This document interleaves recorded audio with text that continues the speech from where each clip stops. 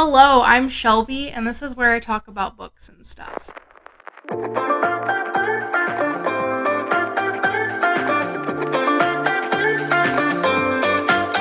So this is going to be my first wrap-up video. This is my July 2021 wrap-up, and I have read 13 books in total this month. So this was a pretty strong month for me reading-wise. I actually had quite a few 5 stars. Last month, I didn't have any, which was a rarity for me. But I'm going to quickly go over my rating scale just because I feel like everyone's is so different. For some people, 5-star means it's an absolute favorite of mine, and I only give away 1 or 2 a year. For me, it just means that I loved it. So 5 stars means I loved the book. 4 stars means I liked it. It was good, not great. 3 stars means it was okay. And 2 stars means I didn't like it. And 1 star means I hated it. And usually I have to pretty passionately hate it for it to be a 1 star. So that's my rating scale. And so if you wonder why I have so many 5 stars, it's because I loved the books. I love reading.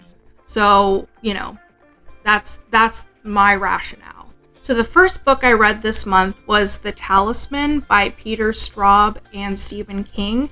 I actually started it in June and carried it over into July. So it actually took me the longest to read of any book this month. And I think it's because I had a hard time getting attached to the stories or the characters initially. So I typically don't like to give away too much of the plot beforehand, but it's essentially about a little boy whose mother is sick, and he ends up discovering kind of a parallel universe that he's able to travel to. I don't really want to say much more than that, but this parallel universe is called the Territories, and basically the story really picks up once he goes to the Territories and he meets this character called Wolf. I was very entertained by the relationship between Wolf and Jack and their later formed friendship. So the book certainly picked up at that point. I ended up really loving the story, but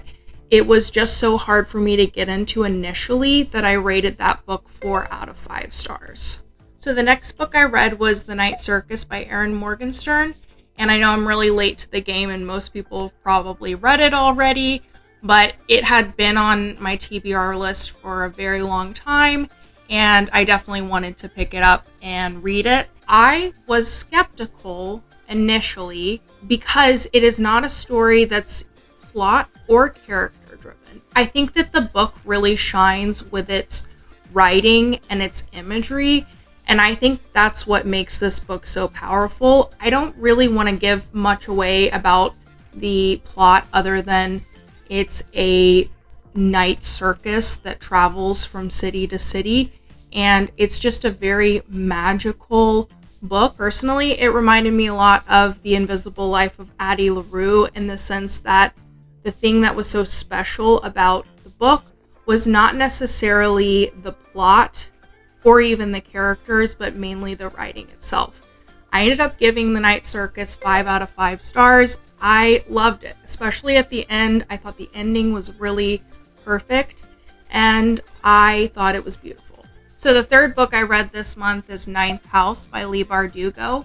So essentially the basic plot of Ninth House is that there are all these magical societies at Yale, and there's this group that is basically meant to keep them in line and make sure that they aren't too powerful or they aren't corrupt. So our main character, Alex, gets recruited by this group, and she has a mentor there. You basically figure out that her mentor disappears at some point, and she is left to solve a murder by herself. And then you also get the perspective of her mentor, Darlington, before he disappeared. I know that there were a lot of mixed reviews about Ninth House. It was a letdown for a lot of people, but I personally ended up loving it. So I found the dual perspectives and the dual timelines very interesting. It added this mysterious element to the book and also made it pretty expertly crafted, in my opinion. I liked that it was also kind of genre bending and that it was both a low fantasy and also a thriller because you've got kind of a murder mystery element to it.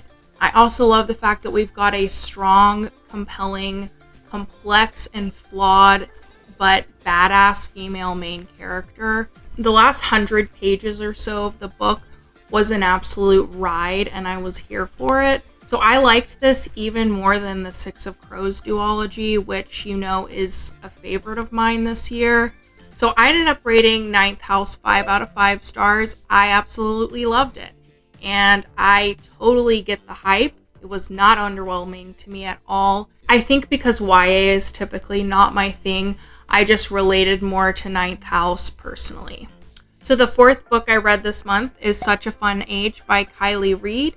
The basic plot is that our protagonist, Amira, is a Black woman living in Philadelphia, and she works as a babysitter for a white family. So she's at the grocery store with the kid that she babysits for, and someone calls security on her thinking that she is kidnapping this child. So this becomes a big ordeal and it's very embarrassing for Amira. And the mother that she works for ends up becoming kind of obsessed with her and obsessed with being her friend. In this grocery store situation, she also meets this white man that they end up developing a relationship as the book goes on. So this book is essentially commentary on performative activism and kind of the white savior complex. So I really enjoyed this aspect, and I think it's a very important thing to write about and something that we don't hear people talking about that much. So I found it to be a really interesting and important topic, and it was done so in a way that didn't feel preachy. So I really enjoyed Amira as our main character and also her relationships with all of her friends.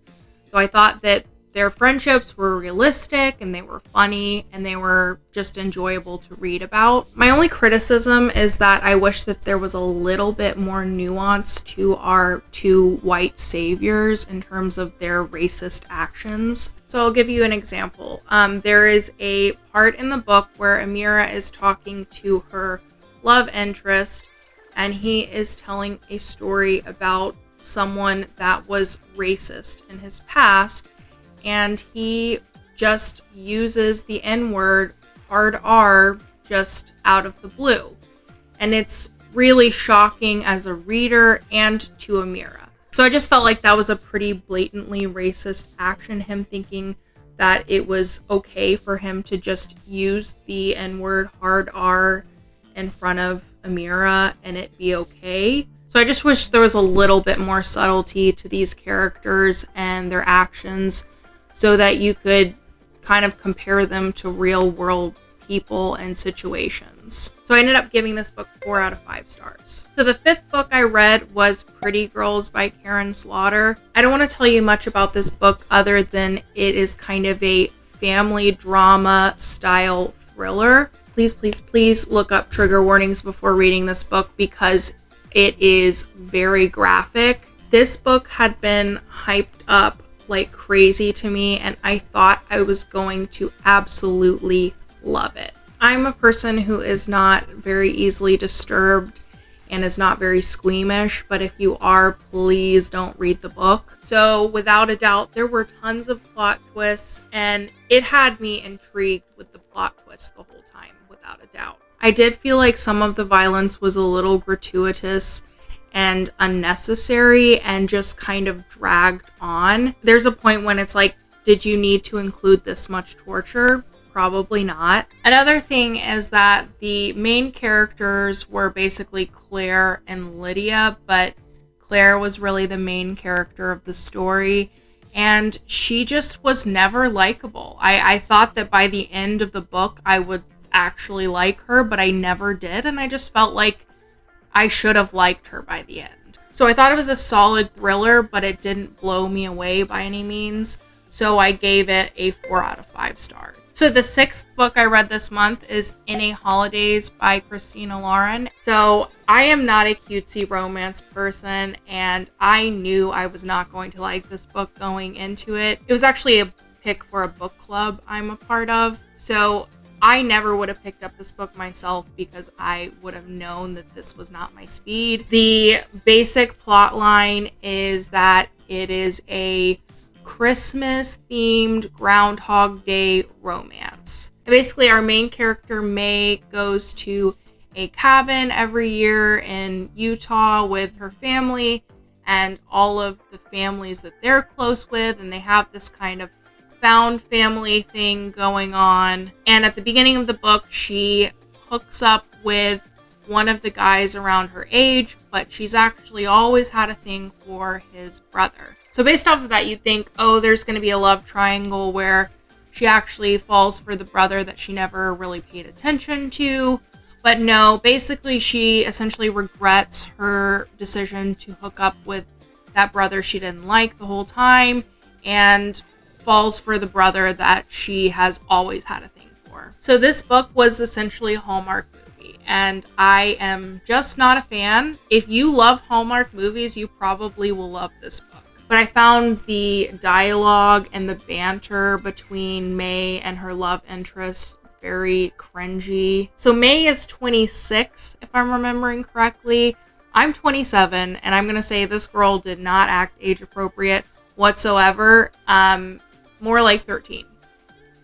So that was a major issue with the book. So I hate to be a Scrooge, but yeah, it was a no from me. So I gave this book 2 out of 5 stars. So the 7th book I read this month was How to Fail at Flirting by Denise Williams.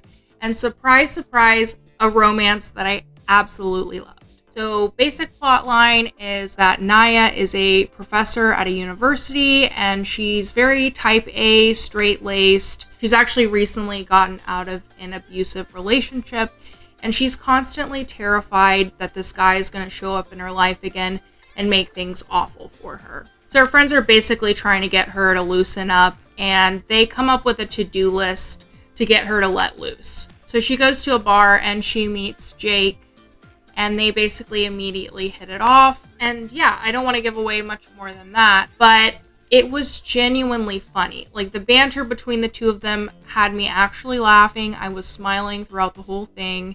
And the third act conflict, which happens in pretty much all romances, was actually believable and not out of left field. So I'm like, my friends, this is how you write a rom-com. I absolutely loved it, and I gave 5 out of 5 stars. So the 8th book I read this month was The Song of Achilles by Madeline Miller. And I know I'm very late to the game. It's been on my radar for a long time. I've had it on hold at the library for months and months and months, and I've been waiting to read it. Basic plot is that it is a retelling of Achilles and Patroclus, specifically from Patroclus' point of view. I'm not super into Greek mythology, so I didn't know much about the story beforehand. And I will say I had heard just absolute raving reviews about this. I thought it was going to be an absolute favorite of mine for the year. And what I will say is I think the writing was stunning. The writing was truly, truly beautiful. It was a beautiful book. However, my issue with it is it was supposed to be a friends to lovers story. However, it felt very underdeveloped to me. It just felt like all of a sudden, oh, we love each other, we're into each other, and I never felt any sort of lead up to that, so that part kind of let me down. I also felt like there were parts where the pacing was sort of off, so I was really into the first half, but the last half felt like war politics that I wasn't as into. So without a doubt, this was a stunning book. I understand why it's a favorite for so many people, but it was a little bit disappointing to me.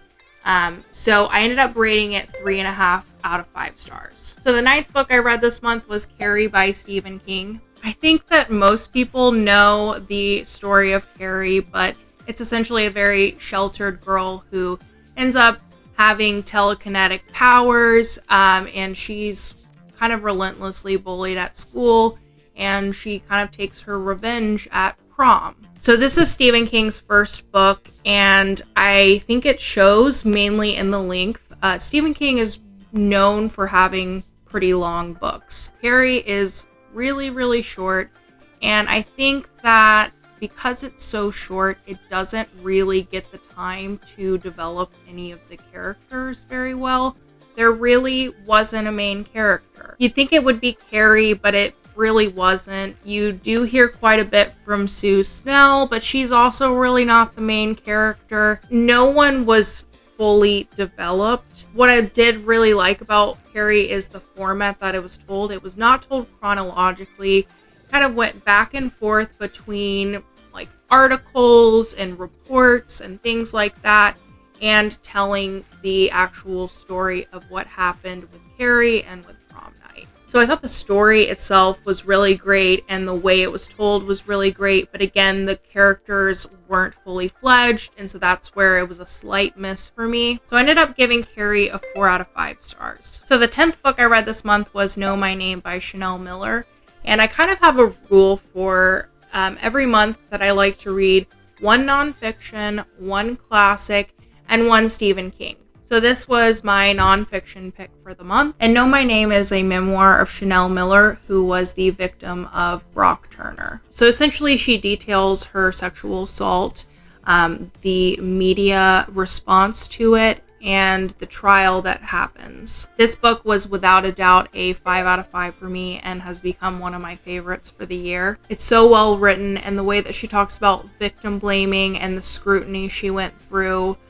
is absolutely harrowing and gut-wrenching. She was able to put together her words so eloquently, and I thought that her commentary on being the perfect victim was especially interesting. How it was impossible to be the perfect victim and that no one could live up to those standards. So I'm gonna read 2 quotes that I found especially impactful. So the first quote is, "I believe out of millions who knew I was brave and important, I was the last to know it."